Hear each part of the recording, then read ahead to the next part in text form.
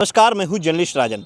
दोस्तों, अब तक हमने आपको दिखाया कि किस तरह से जो विजय चौहान की पत्नी, जो उसकी हत्यारन है चमन चौहान, और उसके प्रेमी मोनू को पेल्हार थाने की पुलिस ने जो है वो गिरफ़्तार किया और पूना से गिरफ़्तार करके नालासोपारा लेकर पहुंची। और वहां पे प्रेस कॉन्फ्रेंस के दौरान जो पुलिस के अधिकारियों ने बताया कि किस तरह से इन लोगों ने घटना को अंजाम दिया था, और घटना को अंजाम जो है 5 से 6 जुलाई की रात्रि में ही दे दिया गया था। और उसके बाद बॉडी को किस तरह से उस बेड के ऊपर रख करके, जिस पे वो सोती थी, और उस पे कई चद्दर और गद्दे रख दिए गए थे। और जब बच्चा चला जाता है स्कूल पढ़ने के लिए अगले दिन, तब जो है गड्ढा खोद करके उसी घर में विजय चौहान को दफना देते हैं लोग। और तकरीबन 14 दिन तक उसी घर में वो पत्नी चैन से आराम फरमाती रहती है। ये खबर आपने देखी, किस तरह से उसकी अरेस्टिंग भी हो गई है, और पुलिस अब जो है 7 दिन की कस्टडी में उसे 7 दिन की रिमांड पर उसे ली है। न्यायालय ने 7 दिन का रिमांड दिया है, और 7 दिन तक पुलिस से कई मुद्दों पे जो है, कई सवालों पे उसे पूछताछ करेगी। और पूछताछ के बाद बहुत कुछ निकल करके सामने आएगा। परत दर परत अभी खुलनी बाकी है। लेकिन इन सब के बीच जो सवाल हैं, वो तो सवाल उस तरह से बने ही हैं, क्योंकि जब तक सारे सवालों का जवाब नहीं मिलता कि आखिर हत्या किस चीज़ से की गई थी, किस तरीके से हत्या की गई थी, और क्या हत्या करने में सिर्फ मोनू और चमन देवी ही शामिल थे, या फिर इनके साथ कोई और भी इस पूरे मामले में इन्वॉल्व था। इस पूरे मामले की स्क्रिप्ट किसने लिखी, पटकथा किसने लिखी, किस तरह से रास्ते से जो है विजय को हटाना है। तो इन सारे सवालों का जवाब जो है पुलिस जो रिमांड में ली है उसके बाद ही पता चल पाएगा। लेकिन ये लोग तो सलाखों के पीछे पहुंच गए। जो दोनों प्यार में अंधे हो गए थे, और प्यार में अंधे होकर इन्होंने न सिर्फ अपना जीवन बर्बाद किया है, बल्कि विजय के परिवार को तो बर्बाद करके ही रख दिया है। और साथ ही जो चमन चौहान का परिवार है, उस महिला का, वो भी बिखर सा गया है। आज हम उस चमन जो हत्यारिन पत्नी है उसके घर पे पहुँचे, और हमने जब वहाँ पहुँचा, हमने पिता की बाइट आपको पहले दिखाई थी कि पिता का जो बयान था कि उन्होंने साफ तौर पे पहले ही दिन उन्होंने कहा था कि उनकी बेटी को सज़ा मिलनी चाहिए। उसने जो अपराध किया है उसका जो है माफ़ी नहीं मिलनी चाहिए, उसे सिर्फ सज़ा मिलनी चाहिए। अब आज जब हम उनके घर पे पहुँचे तो हमने जो देखा वो ये देखा कि समाज में चेहरा न दिखा पाने की वजह से, समाज के तानों को सुन कर थक चुके दूधनाथ चौहान, जो चमन के पिता हैं, वो अपने घर में अपने आप को कैद करके रख लिए हैं। जो दुकान वो चलाते थे सब्जी की, परचून की, वो दुकान अब वो उसी दिन से खोलना बंद कर दिए हैं। बेसुध से पड़े हुए हैं। उनकी बातें आप सुनेंगे तो आपके भी रोंगटे खड़े हो जाएंगे। आप भी ये समझते देरी नहीं लगेगी कि इस पिता ने अपनी बेटी को संस्कार देने में कोई कमी नहीं छोड़ी थी। जो पिता इतनी अच्छी बातें कर रहा है, जो पिता अपने दामाद को भगवान की तरह मान रहा था, जो साफ तौर पे ये कहता हुआ नज़र आता है अब कि उनकी बेटी अब उनकी बेटी नहीं रही, वो एक अपराधी हो गई है, और उन्होंने उसका त्याग कर दिया है, क्योंकि वो अपने परमेश्वर, अपने भगवान की जो है रक्षा नहीं कर सकी और उसकी जो है हत्या कर देती है। घटना हुई, आप बाहर नहीं निकल रहे हैं? अभी नहीं निकले हैं। ये तो आए हैं, ये तो अभी वो लोग को छोड़ रहे थे, पानी के लिए कह रहे थे। हम तभी निकल जाते हैं जब। और यहाँ मेला लगता था, समाज लगता था। मेरे भैया बता से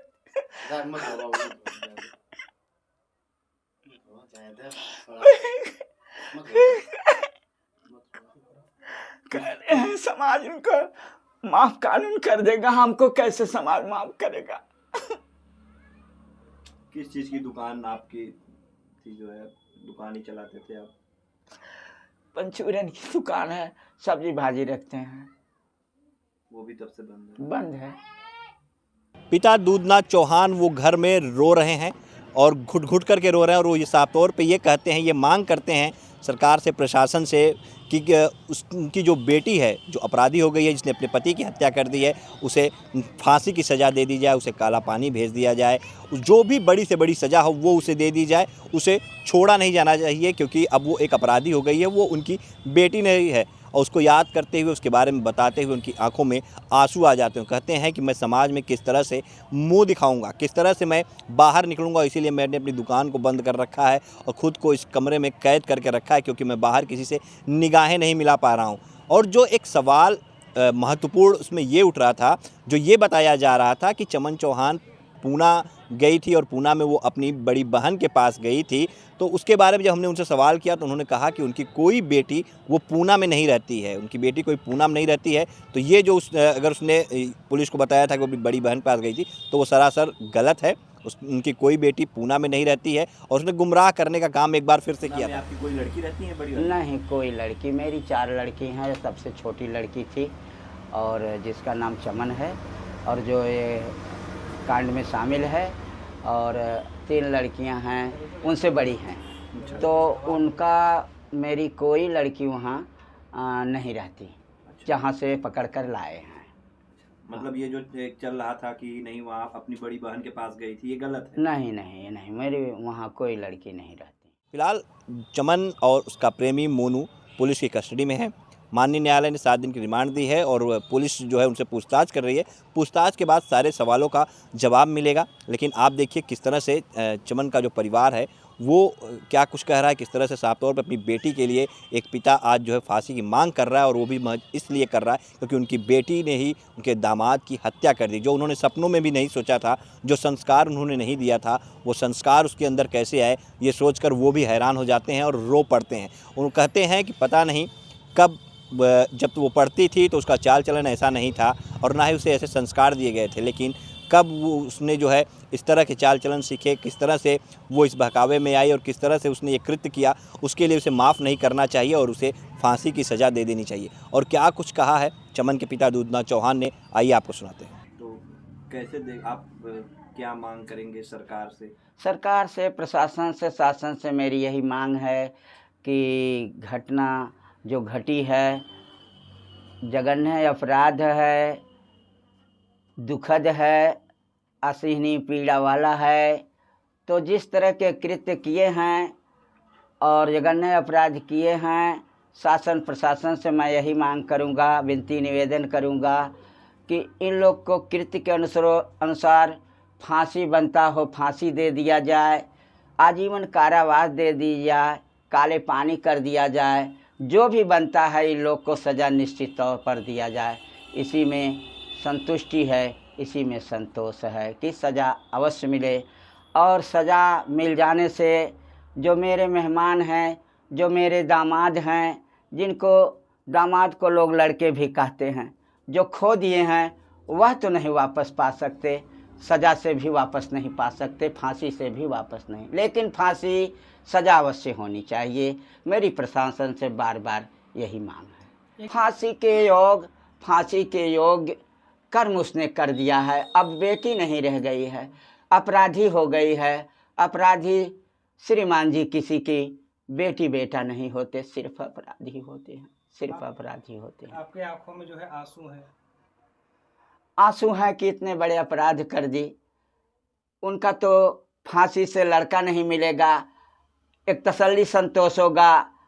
पिता के ऊपर जो कालिक पोत के गई है, समाज पिता को कभी माफ़ नहीं करेगा। समाज के लिए तो कहीं से वरीयता नहीं है, कहीं से वरीयता नहीं। अच्छा, बेटी आपकी अगर जेल से छूट करके आती है चमन, क्या उसे आप रखेंगे? कभी नहीं रखेंगे। बेटी कहाँ रह गई, अपराधी हो गई है। अपराध करके आए शरण दूं, जो अपने स्वामी को, अपने भगवान को, अपने देवता को मार सकती है, खा सकती है, तो वो हमारे साथ और आकर समाज के साथ क्या चलन करेगी? हमको क्या भरोसा? जो भरोसा नहीं था वो कर गुजरी, तो फिर क्या कर गुजरेगी? कैसे मैं उसको शरण दूंगा? मैं तो नहीं शरण दूंगा। यानी कि आप उसका जो है त्याग कर देंगे? त्याग कर दिए हैं सर। कैसा नेचर, कैसा स्वभाव विजय का था? बहुत अच्छा था, बहुत सुशील, बहुत विनम्र। कह नहीं पाएंगे कि कितना अच्छा थे, कितना बढ़िया स्वभाव था, कितने कमासुत थे, कितने मिलनसार थे। अच्छा, चमन पढ़ी लिखी भी थी, पढ़ाई वढ़ाई की हाँ, थी? लगभग हाँ, हाई स्कूल किए थी, हाई स्कूल किए थी।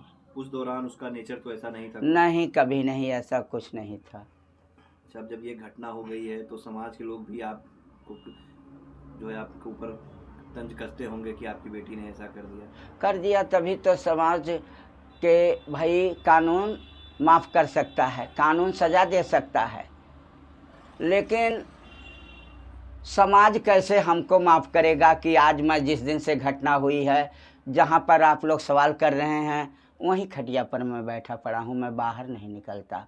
मेरा कालिक कैसे धुलेगा? मेरा कालिक कैसे धुलेगा? ये हमको चिंता नहीं है।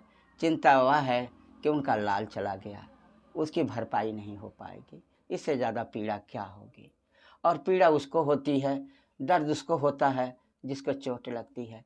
हम बहुत करेंगे, शोक व्यक्त कर सकेंगे, संवेदना व्यक्त कर सकेंगे, और कुछ नहीं कर सकेंगे। अच्छा, हमने देखा कि उस दिन जब ये खबर आई और आप जो है उस परिवार के पास भी पहुँचे थे, बिल्कुल उनके दुःख में शामिल होने के हाँ, लिए। बिल्कुल हम लोग साथ में भाई जी हैं, तमाम लोग जी हैं, प्रधान थे, 10-5 जो औरतें हैं, हम लोग तत्काल व्यवस्था बनाए गए और उनकी शोक संवेदना में हम वहाँ हाजिर हुए। बल्कि कुछ आया कि गाली दे रहे हैं लोग, हमने कहा सुनने की क्षमता बनाओ, मार भी सकते हैं। जिसको पीड़ा है, जिसको दर्द है, वो कुछ भी कर सकता है। अपनी शक्ति को बढ़ाओ, सहनशीलता प्रभु से मांगो कि सब कुछ सहकर हम यहाँ से चलें। तो अच्छा, आपकी बातों से लग रहा है आप इतने जानकार हैं, इतने सज्जन हैं और आपने संस्कार भी निश्चित तौर पे अच्छे ही दिए होंगे। फिर ये कैसे बहक गई, कैसे जो है उसने ये कदम उठा लिया, क्या लगता है आपको? अब इस तरह का कदम उठाई, इसके विषय में मैं कभी सोचा नहीं था। और वही सोचता हूँ कि इतने अच्छे संस्कार में भटकते हुए भी लोग वापस आ जाते हैं किसी न किसी। लेकिन ये क्या विधि का विधान है कि होनी है कि भोग दंड है, इसको क्या कहें सर, मुझ कुछ कह नहीं पाएंगे इसमें। अब तो घटना घट गई है, अब केवल वह घटना है।